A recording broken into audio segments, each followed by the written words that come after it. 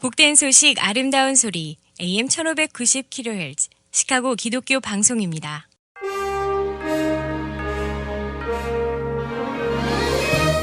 여러분 안녕하십니까? 4월 27일 화요일 KCBS 헤드라인 뉴스입니다. 기독교계 소식입니다.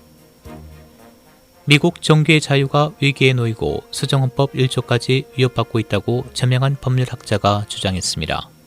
지난 1990년대 빌 클린턴 전 대통령을 수사했던 특별검사로 알려진 저명한 법률학자 켄 스타는 사회적으로 증가하고 있는 종교에 대한 적대감과 코로나19 전염병이 수정헌법 1조에서 보장하는 자유의 새로운 도전을 시작했다고 우려를 나타냈습니다. 크리스천 포스트에 따르면 지난주에 출간된 그의 최신 저서 위기에 놓인 종교의 자유, 불확실성의 시대에 신앙생활하기에서 그는 미국의 종교 자유에 대한 판례법의 역사를 조사하며 향후 수정헌법 제1조에 대한 위협 가능성을 내다본다고 말했습니다. 미국인 3사람 중 2사람은 대법관 수를 9명에서 13명으로 늘리는 바이든의 정책을 반대한다는 여론조사가 발표됐습니다. 메이슨 딕슨 여론조사 기관이 지난 4월 15일부터 19일까지 5일간 전국 유권자 1,100명을 대상으로 전화조사한 결과 응답자의 65%가 반대한다고 답했고 31%는 찬성, 그리고 4%는 결정하지 않은 것으로 나타났다고 발표했습니다. 팬데믹 기간에도 교회의 헌금은 크게 줄어들지 않은 것으로 나타났습니다. 라이프웨이 리서치가 지난 2월 5일부터 18일까지 전국 개신교인 1,000명을 대상으로 조사한 결과 응답자의 53%는 2019년, 2020년의 헌금액이 같았다고 응답했으며 15%는 더 많이 헌금했다고 답했고 23%는 더 적게, 나머지 10%는 교회 헌금을 전혀 하지 않았다고 답했습니다. 라이프웨이가 지난해 10월 개신교 목회자들을 대상으로 한 설문조사에서도 응답자의 35%는 팬데믹으로 교회가 폐쇄된 기간에도 경제적 영향이 없다고 답했고 43%는 교회가 다소 영향을 받을 것이라고 답했으며 5%의 응답자들은 크게 영향을 받을 것이라고 답한 바 있습니다. 국내 로컬 소식입니다.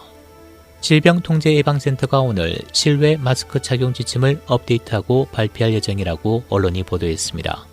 바이든 대통령은 어제 코로나19 팬데믹 상황에 대해 언급하며 백신을 맞은 사람들도 실외에서 마스크를 쓸 필요가 있는지에 대한 CDC의 새 지침을 발표할 예정이라고 밝힌 바 있습니다. 앤서니 파우치 국립알러지전염병연구소 소장은 CDC의 새 가이드라인이 곧 나올 것이라며 백신을 맞은 사람이 그리고 심지어 백신을 맞지 않은 사람이 무엇을 할 수 있는지에 대한 지침을 업데이트해서 나올 것이라고 말했습니다. 노스캐롤라이나에서 경찰에 살해된 흑인 남성 앤드류 브라운 주니어 사건에 대한 20초짜리 바디캠 영상이 공개됐습니다. 지난 21일 앤드류 브라운 주니어의 사망은 엘리자베스 시티에서 정의를 요구하는 밤샘 시위로 이어졌으며 경찰은 몇 가지 세부 사항들을 공개했지만 이 동영상은 공개하지 않았었습니다. 변호사는 브라운의 가족과 함께 20초 분량의 동영상을 받고 그는 브라운이 경찰에 조금도 위협적이지 않았다며 브라운이 뒤통수에 총을 맞은 것은 명백한 처형이라고 비난했습니다. 한편 보안관 측은 여러 명의 경찰이 브라운에게 총격을 가했으며 조사를 받고 있는 7명이 휴직 중이라고 밝혔습니다. 조 바이든 대통령이 연방정부 계약직 근로자의 최저임금을 시간당 15달러로 인상하는 행정명령에 서명할 계획이라고 언론이 보도했습니다. 백악관은 이번 행정명령으로 수십만 명의 연방정부 계약직 근로자에게 최저임금 15달러를 지급해야 한다며 청소 근로자와 정비 근로자, 퇴역 군인을 돌보는 간호조무사 등 계약업체를 통해 연방정부에 근무하는 이들이 대상이라고 밝혔습니다. 그동안 일부 계약직 근로자는 더 적은 시급을 받고 부족분을 팁으로 충당해왔는데 이번 행정명령에 따라 팁을 받는 행위도 금지됩니다. 중소기업청은 코로나19 방역의 영업 제한으로 큰 타격을 입고 있는 여러 업종 중 식당, 바 등 요식업에 290억 달러의 보조금을 지급할 방침입니다. 언론에 따르면 레스토랑, 바, 푸드트럭, 카페테리아 및 카페 등 음식 서비스 업소들은 5월 건당 최대 500만 달러의 정부 지원금을 신청할 수 있습니다. 코로나19 재난지원 조치의 하나로 중소기업들을 대상으로 한 급여 보호 프로그램 PPP가 실행되고 있습니다. 어젯밤 시카고 남부 지역에서 10대 소년 2명이 총에 맞아 심각한 부상을 입고 병원으로 이송됐습니다. 시카고 경찰에 따르면 어젯밤 9시 30분경 13살, 14살 소년이 사우스 콜스 애비뉴의 8200블록에서 길을 가다 빨간색 집차를 탄 누군가가 총을 쏘고 현장에서 도망쳤다고 밝혔습니다. 13살 아이는 등과 복부에, 14살 아이는 가슴과 복부에 총을 맞고 병원으로 이송됐습니다. 경찰은 총격 사건을 조사 중입니다. 일리노이주 보건당국은 어제 2137건의 신규 확진 사례와 10건의 추가 사망을 보고했으며 5만 건 이상의 백신 예방접종을 했다고 밝혔습니다.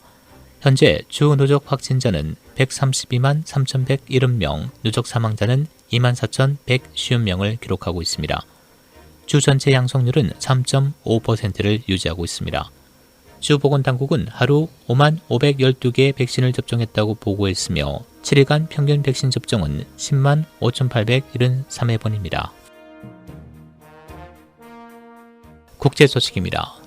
작년 11월 탄핵으로 권좌에서 물러난 비스카라 페루 대통령과 그의 부인이 자국민들은 맞을 수 없는 중국 제품 시노팜 백신을 몰래 접종받아 새치기 접종이라는 비난까지 받았으나 접종받은 지 6개월 만에 코로나 확진 판정을 받았다고 언론들이 보도했습니다.